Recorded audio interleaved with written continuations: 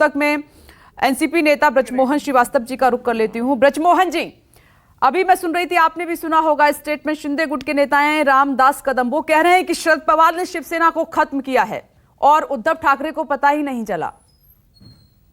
देखिए, ये बात बिल्कुल गलत है और इस बात के इस मुद्दे पे हमारे नेता आदरणीय शरद पवार साहब ने भी बहुत स्पष्ट रूप से कहा कि जब भी कोई राजनीति में किसी के साथ विश्वासघात करता है तो वो अपनी उस विश्वासघात के लिए कोई ना कोई एक तर्क देता है।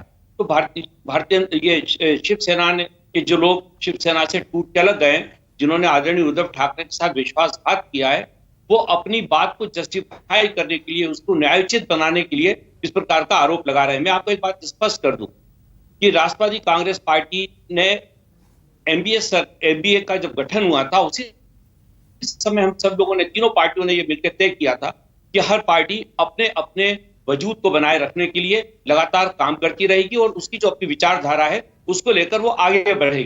कहीं भी किसी भी स्तर पर इस प्रकार की रुकावट नहीं की। इस बात को ध्यान में रखते हुए शिवसेना ने भी अपना एक्सपेंशन किया है, कांग्रेस ने भी किया और राष्ट्रवादी कांग्रेस पार्टी ने भी किया। तो ये कहना, ये आरोप लगाना बिल्कुल गलत है। दूसरी जो सबसे इसमें अहम बात है कि शिवसेना के जो साथी आदरणीय उद्धव ठाकरे के साथ विश्वासघात करके बाहर गए, उनके पीछे भारतीय जनता पार्टी का अपनी एक रणनीति थी, जिस रणनीति के तहत ये सारी कार्रवाई हुई है।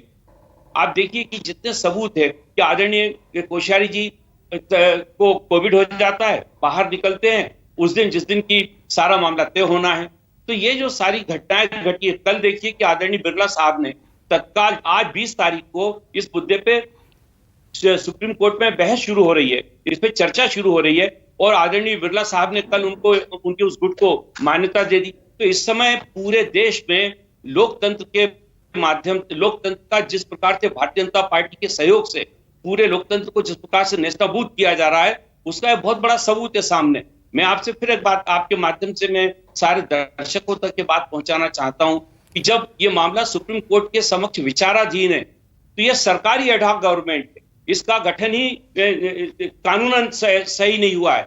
लेकिन फिर भी जो कस्टोडियन है, जो गवर्नर लोकतंत्र के कस्टोडियन होते हैं, उन्होंने अपनी उस जिम्मेदारी को पूरा ना करते हुए, जिस प्रकार से बिल्कुल अनदेखी करते हुए जिस प्रकार से शपथ दिलवाई, वो पता ही लग रहा है कि शायद कैबिनेट के बाकी के लोगों को भी शपथ दिलवाने वाले। तो प्रश्न उठता है कि जब यही मुद्दा तय नहीं हो पा रहा कि जो लोग जिन्होंने शिवसेना को तोड़ा है वो विधायक भी रह पाएंगे या नहीं, वो कार्रवाई भी कर पाएंगे कि नहीं, इन सारी बातों को ध्यान में ना रखते हुए जिस प्रकार से लोकतंत्र को पूरी तौर से मजाक बनाया जा रहा है, ये बहुत गंभीर और चिंता का विषय है। चलिए ब्रजमोहन जी, आज सुप्रीम कोर्ट से साफ भी हो जाएगा चिंतन करना चाहिए कि अगर मजाक बनाया गया है या नहीं बनाया गया है। आज सुप्रीम, देश की सर्वोच्च अदालत इसको साफ भी कर देगी। थोड़ा सा इंतजार कीजिए। अब बोलिए संजय जी, फिर मैं श्वेता शालीन जी का रुख करूंगी।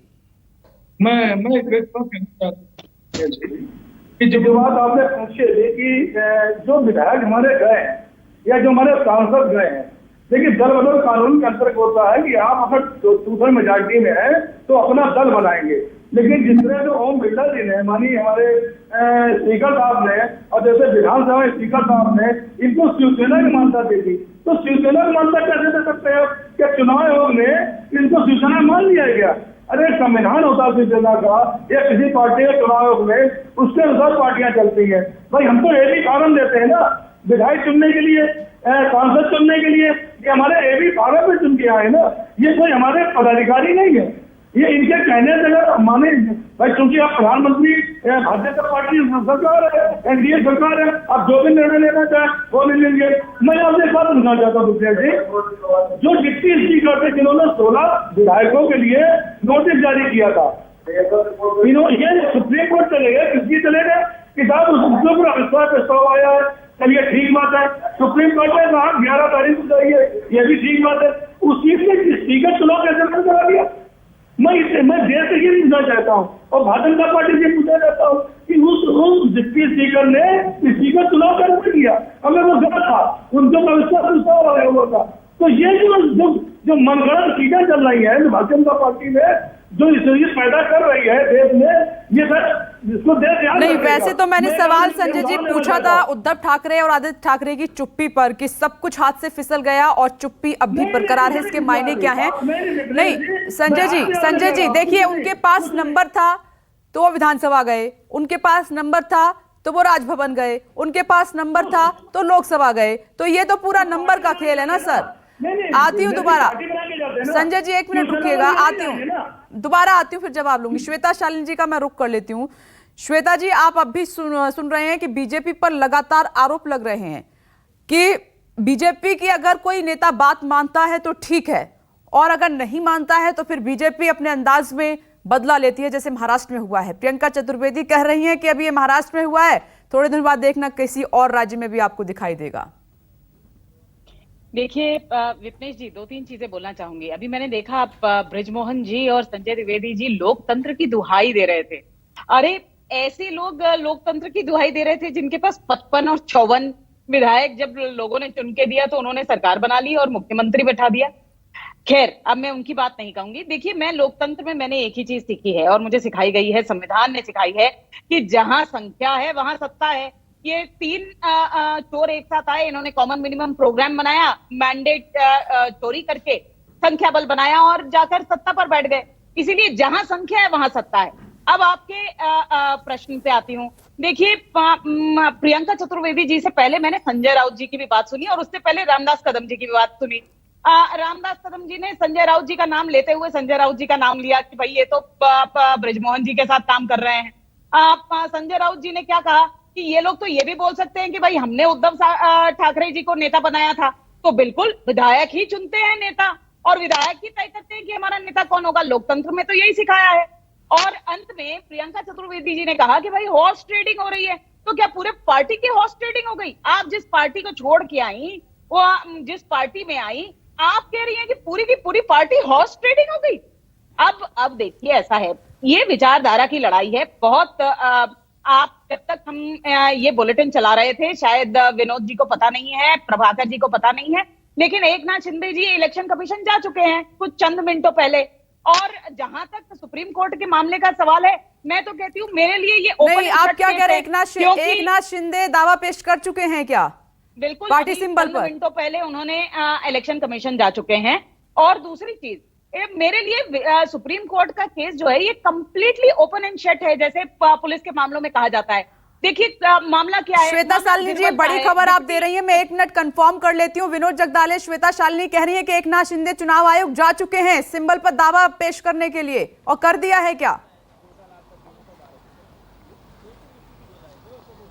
देखिए, श्वेता शालिनी जी अपनी बात वहां पर कह रही है, ये उनकी जानकारी होगी। लेकिन जैसे मेरा लाइव खत्म हुआ तब उसके बाद मैंने शिवसेना के जो नेता है शिंदे कैंप के, उनसे बात करने की मैंने कोशिश की है, लेकिन उनकी तरफ से अब तो कोई इसके बारे में पुष्टि नहीं की गई है कि वो चुनाव आयोग गए हैं। अगर गए भी होंगे तो इसकी जानकारी फिलहाल उन्होंने मीडिया से साझा नहीं की है। लेकिन ये कही सुनाई बातें हैं कि वो चुनाव आयोग जा चुके हैं। लेकिन आधिकारिक तौर पर शिंदे कैंप से अब गुट नेता है राहुल शेवाले, उनकी तरफ से वहां पर कोई कंफर्मेशन नहीं मिला है और ना ही राहुल ना ही दीपक केसरकर से इसके बारे में कोई भी आधिकारिक तौर पर जानकारी हाथ लगी है। ठीक है अश्वनी जी, मैं आती हूँ। श्वेता जी, हमारे पास कंफर्मेशन नहीं है अभी इस खबर की, आगे बोलिए। बीजेपी पर आरोप लग रहा है कि बीजेपी तोड़ती है मैंडेट, मिले तो ठीक है, नहीं मिलता है तब भी वो सरकार बनाती है राज्यों में, और इसके कई राज्यों में एग्जाम्पल हैं। विपनेश जी, मैं याद दिला देती हूँ, मैंडेट बीजेपी को मिला था। खैर, मैं इस सुप्रीम कोर्ट की इस केस की बात कर रही थी। देखिए, सुप्रीम कोर्ट में केस क्या है कि डिप्टी स्पीकर जो थे जिरवल जी, उन्होंने जो कहा कि ये अयोग्य हैं जिन लोगों को, वो अयोग्यता साबित हुई कि नहीं हुई। अब अविश्वास जिरवल जी के पास एक इंडिपेंडेंट कैंडिडेट था या नहीं था, क्या वो नंबर सिद्ध कर सकते थे? यदि सिद्ध कर सकते थे तो क्यों नहीं सिद्ध किया उन्होंने? क्योंकि वो नंबर सिद्ध नहीं कर सकते थे और क्योंकि वो सरकार गिरने वाली थी, इसीलिए गवर्नर साहब ने ये कदम उठाया जो हमने देखा। और इसीलिए जो सरकार 2.5 साल से स्पीकर तक का चुनाव नहीं कर पाई थी, जो दूसरी सरकार आई उन्होंने स्पीकर का चुनाव किया।